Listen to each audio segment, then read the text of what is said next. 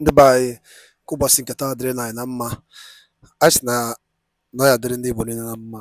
Ụbọchị nke taa bụ 25th of February 2024. Anyị sị na Chukwu Okabịa ga-anọnyere anyị niile n'ọfụ. Dịka anyị kwuru otu akọ ya dịrịrị ise. Dịka o si dị ka anyị si kwuo nkwa n'elu akwụkwọ, anyị ga na-ewetara unu ya bụ ọpdeti bụ gbasata maka ife na-eme n'obodo a, gbasata maka ife na-eme na ala Igbo. Dịka unu n'anya, mana echi bụ ụbọchị nke akara aka, mana o were ya ewetara unu n'elu akwụkwọ oge gara aga. O were ya ewetara unu n'elu akwụkwọ, so ya bụ ife bụ gbasata maka the response from United Nations gbasata maka ikpe nke ejighị ikpe echi and Maazị Nnamdi Kanu'S ladies. Dịka ihe ga-ya bụ ife ga-esi anyị drop right comment gị ife iche n'iru akwụkwọ gbasata maka ya bụ new development. All right, over to you, sir. Story we're getting from Nigeria Southeast. So we've had this conversation. Perhaps let's start by speaking to Eze. You've seen some of your colleagues and friends in the National Assembly asking for a solution. First, give us a sense of what exactly is happening in Nigeria's Southeast. You're from Abia State. How is it going with the people in terms of sit at home and the resurgence of these gun-wielding men? Sulaiman, thank you. And the truth quickly is that these are very delicate times to have, not just in the Southeast, but in Nigeria. And this time is a time for statesmanship, not a time for legalism. Because I observed the motions in the Senate and I saw how some of the people say because of our rules, we were not going to go in line with political solution. And as somebody who has studied widely, you know, issues of terrorism and issues of conflicts across the globe, and as a constitutional lawyer, I would say that there is no way anywhere in the world you will eventually arrive at a solution to any conflict without some form of political solution to it. Because at the end of the day, it will be on the table. And secondly, before now, Abia State, where I come from, has been an oasis of peace and security in the Southeast. The last diaspora meeting held in Abia State, Nigerian Union of Journalists conference held in Abia State 2 years ago, and for 8 years, check your records, under Governor Kizibas, there was no single incident of either IPOB or unrest in the Southeast. So you have to look at what was it that Abia, under Governor Okezikbazu, did well. I think every Nigerian is looking for a solution. I'll come back to you on that. Certainly we'll have to look at what recipe you had, to the extent that people had a fantastic one for 8 years. Professor Nwakeku, one of the few things people have been asking is the solutions that the Igbo Elders Forum have, because I'll come back to the political aspect with Chikam Nayo, but what are the elders doing to ensure that everyone can go about their business? Well, I want to thank you, and by extension, I want to thank the Rise management for giving us this wonderful opportunity. As a matter of fact, let me begin with the motion sponsored by some senators from Southeast. Yeah. Okay, first, I want to commend them, at least for them to come up for once to say, look, let Nnamdi Kanu be released. But I want to say this, they should go beyond that, because I'm not a lawyer, but I know that motion has no force of law. Although the senators rejected it, I wanted to hear what they suggested as an alternative, and I am disappointed that the senators couldn't summon courage to avert the presidency to release Mr. Nnamdi Kanu. As a matter of fact, yes, as read here, you know, first Nnamdi Kanu was charged before an Abuja Federal High Court, Abuja, presided over by Justice Bin Tanyako, and then the court discharged him of 8 of the 15 charges, and then he appealed. At the appeal court, unanimously, 3 judges, they discharged him of the remaining 7 charges and said that he should be released. And instead of releasing Nnamdi Kanu, federal government appealed. But you also remember that in this country, when ASU, federal government went to court against ASU, it went to National Industrial Court. National Industrial Court said that ASU should first, observe this thing. Federal government insisted that ASU should first obey the court order before appealing. And we are asking federal government, why in the case of Nnamdi Kanu, why have you failed to obey court order before appealing? And in any way, you say you've appealed to the Supreme Court. What are the charges against Nnamdi Kanu? What are the charges?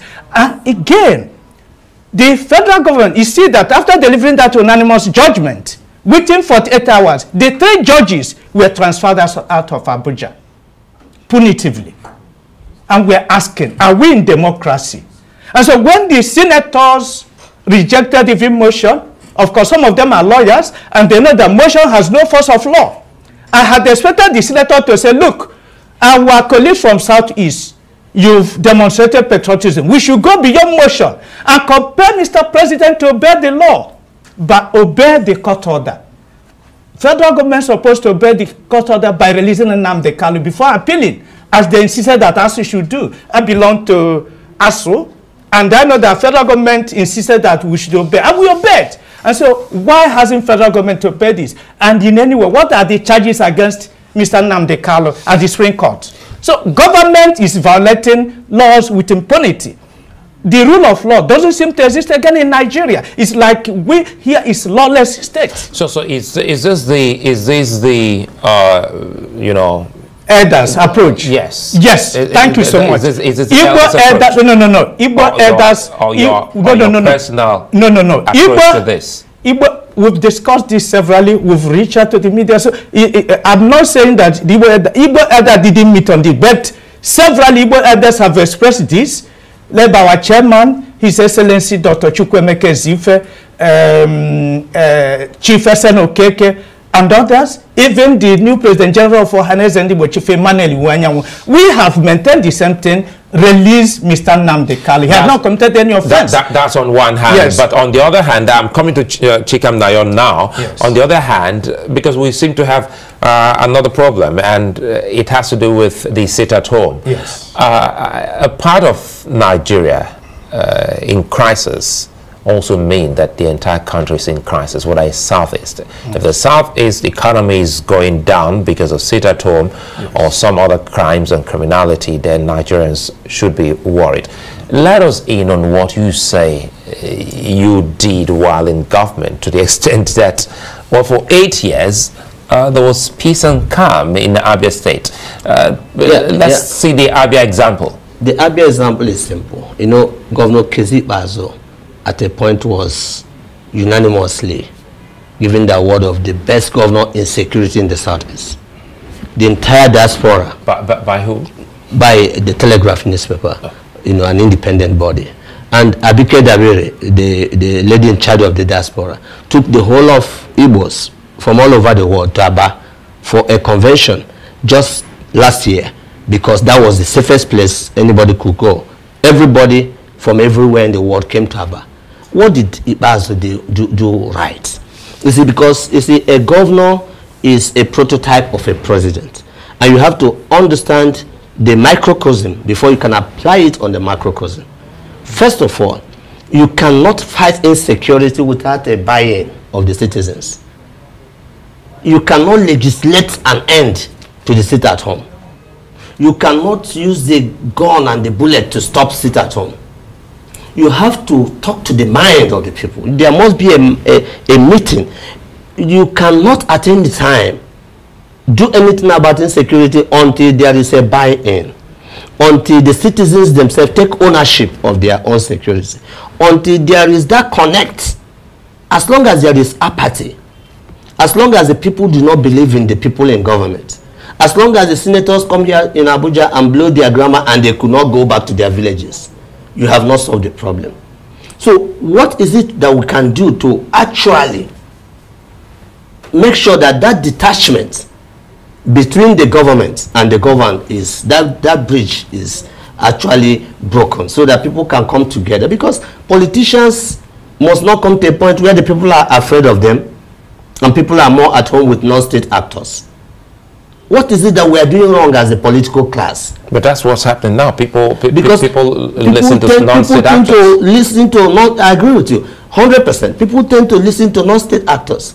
But in Abia, Governor Ibas sat down with them and he discussed with them, especially the youth. The youth of Nigeria are angry, and they are justifiably angry. You have to create jobs, massive direct and indirect job creation must be done.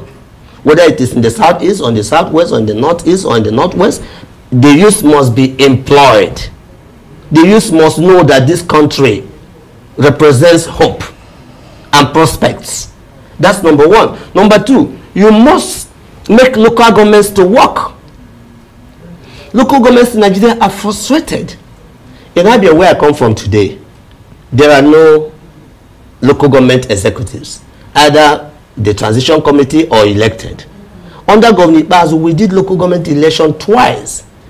Governor Bazu did that so that the young people going back to contest for councillor, going back to contest for chairman, going back to get involved, they feel a sense of belonging. So when you make two key things here. Sorry to yes, I'm coming to the third one, because you see, if you don't employ the youths, if you don't make the local governments to work. I'll let you go on the third one, but again, quickly here, two things here: job creation and local government administration.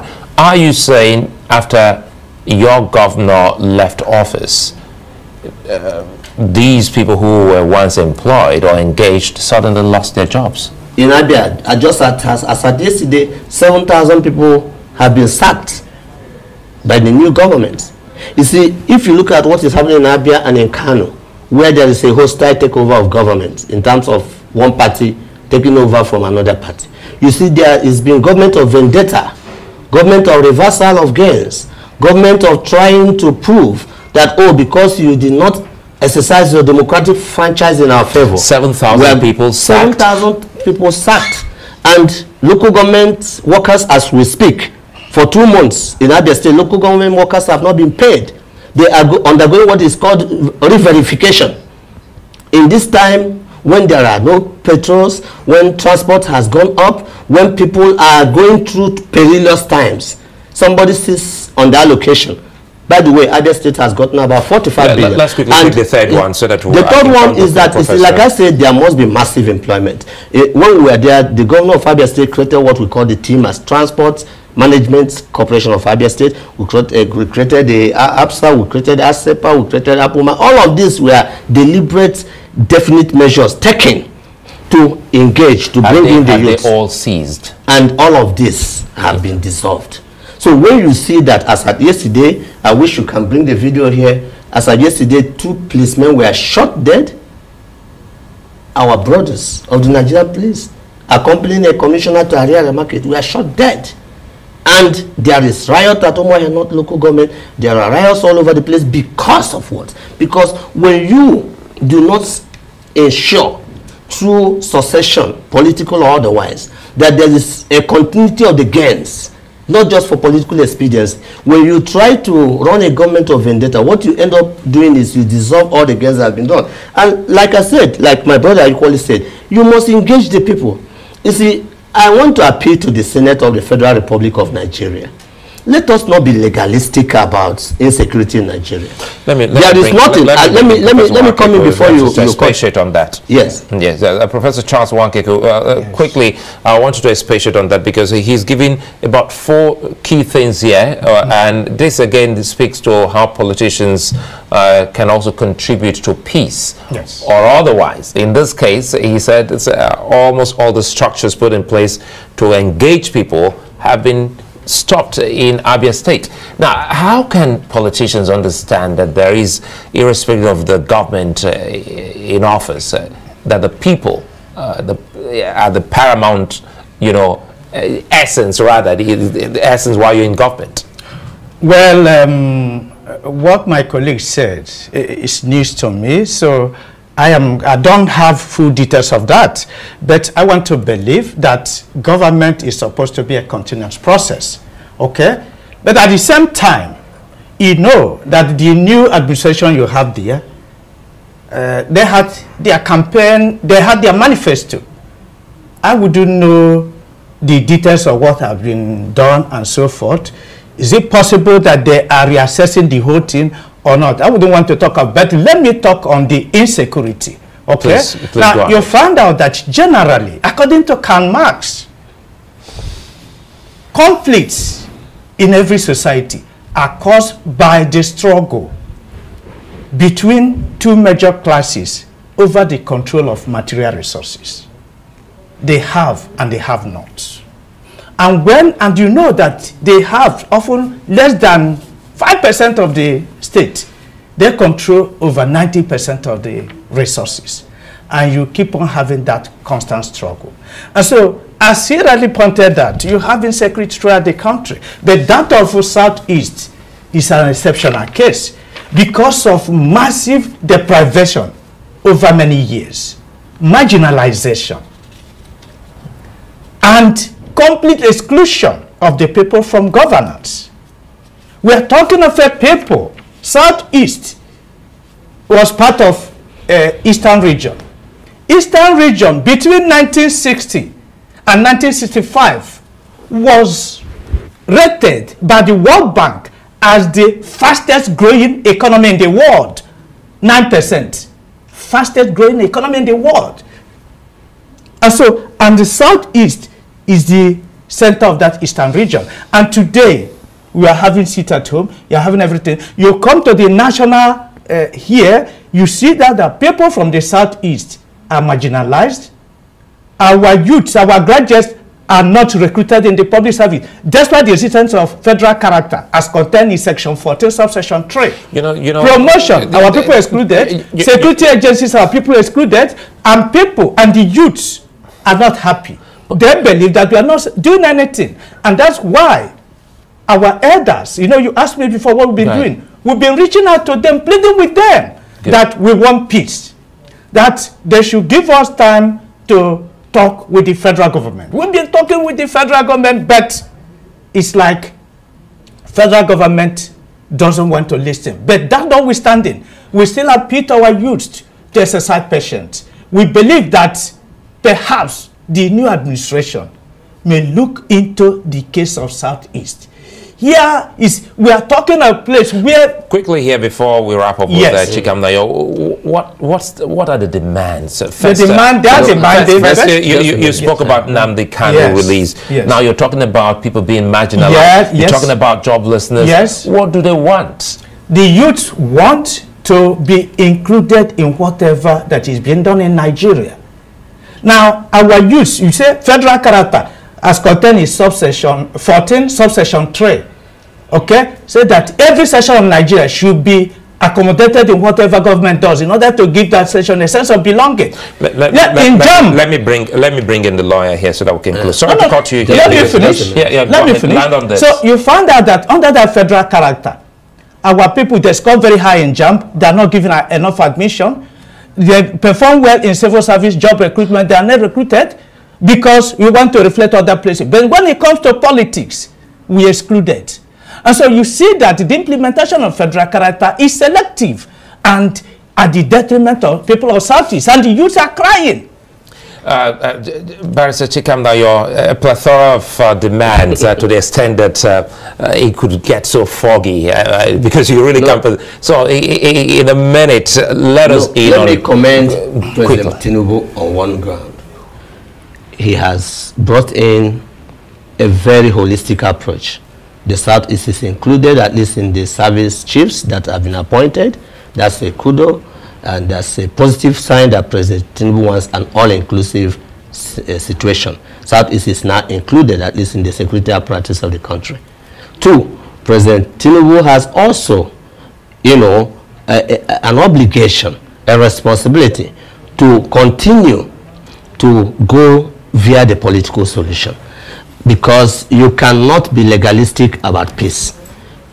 The Abia example, as initiated and implemented by Governor Kezi Bazo for 8 years, that the works should be implemented. One, massive employment. I heard when the labor Chief was speaking, I need him to also say that we need massive employment. The youth of Nigeria need to have jobs, good paying jobs. We need local government administration. Security, every security problem is local. So you must have functional local governments for the grassroots to take ownership of their own security challenges. 3, there must be an engagement of the people, because you see, information hunting in Abia State, when we did our own Ebubagu, we did not come out with people with guns and boots. We engaged the hunters, the farmers, we gave them telephones, we made sure there was an engagement of the grassroots. 3, and most importantly, the security agencies must work in synergy. So you see, when you implement all of this, which is what the template that has worked in Abia State and made us the most peaceful state in Nigeria for 8 years, if we take it to the global arena, the Nigerian arena, and employ the youths, make the local governments work, engage the people, and let them take ownership of their own security, and ensure that the security agencies work in synergy, Nigeria will be good. But finally, before I go, let me make it very important, very open that, you see, just like my prof here said, government is a continuum. You see, whenever there is a change of government, whether it is by the same party or another party, there should be. And by that only consciousness Nirapo. Edeke isowe gay beef in the ballon, the gentle lion who was in Nirapo. No basing tata no. Also the key be a bone. Kefi were equal bastamaka beef and dan, who was in Nirapo. Folk would didn't open the cosi, the kefi or the key who bastamaka beef. Drop wire on the comment section below. Chitapedi Eastern News 24, Kaisi when you tell you no pose ya do kempa. Dano no mun them one kemesian.